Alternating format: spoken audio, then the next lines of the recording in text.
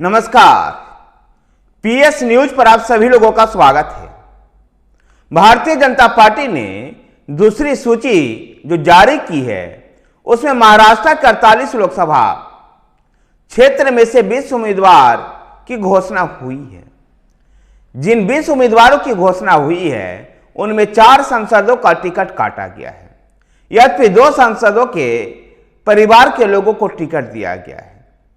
जिन 4 लोगों को टिकट काटा गया है उनमें अकोला सीट से सांसद संजय धोत्रे की जगह उनके पुत्र अजय धोत्रे को चुनाव मैदान में टिकट दिया गया है। तो बीड लोकसभा क्षेत्र से प्रीतम मुंडे का टिकट काट करके उनकी बड़ी बहन पंकजा मुंडे को टिकट दिया गया है। उसी 2 अन्य सांसदों को टिकट काटा गया है जिनमें उत्तर मुंबई से गोपाल सेठी की जगह पर केंद्रीय मंत्री पीयूष गोयल को उम्मीदवार बनाया गया है। तो मुंबई उत्तर पूर्व मुंबई से सांसद मनोज कोटक की जगह टिकट काट करके मुलुंड क्षेत्र के विधायक मेहरी कोटेच को चुनाव मैदान में उतारा गया है।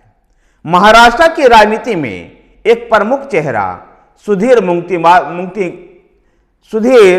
मुंगटीवार को भी चंद्रपुर लोकसभा सीट से उम्मीदवार बनाया गया है। चंद्रपुर लोकसभा सीट इस समय कांग्रेस के कब्जे में है। 2014 में हंसराज अहीर भारतीय जनता पार्टी के यहां से चुनाव जीतने में सफल हुए थे, लेकिन 2019 में हंसराज अहीर चुनाव हार गए थे और इस समय हंसराज अहीर राष्ट्रीय पिछड़ा वर्ग आयोग के अध्यक्ष का दायित्व संभाल रहे हैं। जो महाराष्ट्र के 20 उम्मीदवारों की जो सूची आई है, इस सूची को देख करके ऐसा लगता है कि पूरी तरह से महाराष्ट्र के डिप्टी सीएम देवेंद्र फडणवीस की ये छाप है। महाराष्ट्र के जो ये 20 उम्मीदवारों की सूची है उसमें प्रमुख रूप से जो नाम सामने हैं, नागपुर से नितिन गडकरी जो निर्विवादित रूप से उनको ये टिकट दिया गया है। लेकिन पूरे जो उम्मीदवारों की जो सूची देखते हैं उसमें निश्चित रूप से देवेंद्र फडणवीस की छाप दिखाई देती है। और ये छाप इसलिए कि राज्य के राजनीति में जो उनके लिए भारतीय जनता पार्टी में प्रतिद्वंदी नेता थे उन सबको लोकसभा का टिकट थमा करके दिल्ली की राजनीति में भेजने का प्रयास किया गया है। 2014 में पंकजा मुंडे जिन लोगों को दिल्ली जो देवेंद्र फडणवीस के राज्य के राजनीति में प्रतिद्वंदी थे उनमें एक बड़ा नाम है पंकजा मुंडे। पंकजा मुंडे वह एक समय में भाजपा के दिग्गज नेता गोपीनाथ मुंडे की पुत्री और प्रमोद महाजन की भांजी है। 2019 के विधानसभा चुनाव हारने के बाद से वो लगातार देवेंद्र फडणवीस पर परोक्ष या अप्रत्यक्ष रूप से प्रत्यक्ष वार काटती रही है। भाजपा पहले उनको केंद्रीय संगठन में जगह देकर के केंद्रीय राजनीति में सक्रिय करना चाहती थी और पंकजा मुंडे इस समय केंद्रीय संगठन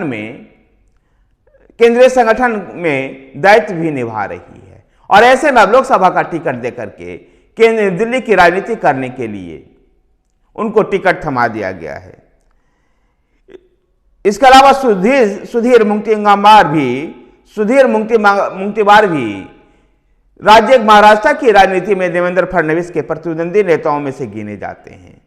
विनोद तवारे के साथ 2014 से ही मुख्यमंत्री पद के दावेदार माने जाते थे। ऐसे में विनोद तवारे को भी राष्ट्रीय संगठन में महासचिव बना करके राज्य की राजनीति से दूर किया गया। अब सुधीर मुंगटीवार को भी चंद्रपुर से लोकसभा का टिकट थमा करके दिल्ली की राजनीति के लिए टिकट कटवाया गया है। भाजपा की सूची के माध्यम से विपक्ष को यह संदेश दिया है कि अपने काबिल और वरिष्ठ नेताओं को वो सम्मान देती है।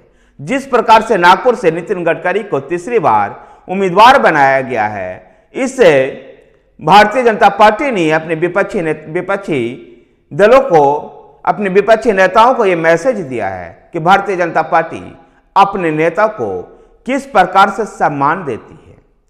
जिस प्रकार से नितिन गडकरी भारतीय जनता पार्टी के पूर्व राष्ट्रीय अध्यक्ष हैं और जिस प्रकार से वो परिवहन मंत्री के रूप में काम कर रहे हैं, उनके प्रति सम्मान देने का ये सलीका भारतीय जनता पार्टी ने दिखाया है।